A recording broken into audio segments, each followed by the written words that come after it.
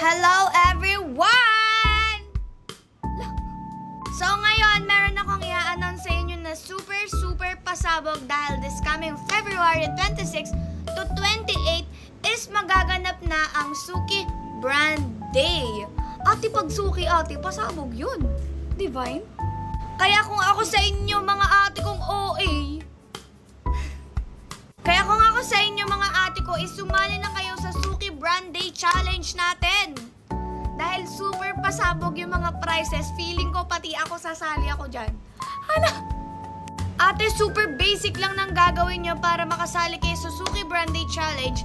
Ipapakita ko sa inyo yung mga gagawin nyo na super basic lang. So, first step is kailangan meron kang Suki product.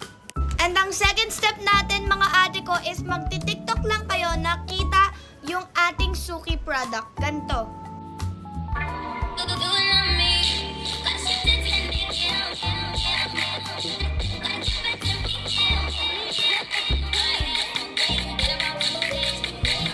After nyo mag-take kasama yung Suki product natin, is ganito lang yung gagawin nyo next.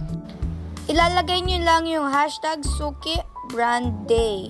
Ayan, then after nyan, post. And then, pagkatapos mo nang gawin yung mga mechanics na yun, is mag-antay ka until February 29. I-announce na nila kung sino yung mga nanalo ng mga pasabog na premyo. So, sa first winner natin, mananalo siya ng iPhone 11. Second winner natin is e-bike. Ang third winner is Realme C3 5. Grabe, mga pasabog na premyo. At mga bonggang Suki product pa na tig 8,000 pesos. Worth of Suki product, 5,000, 3,000. Ate, kaya ano pang inaantay nyo? Sumali na kayo sa Suki Brand Day Challenge para manalo kayo ng mga pasabog na premyo. Yun lang.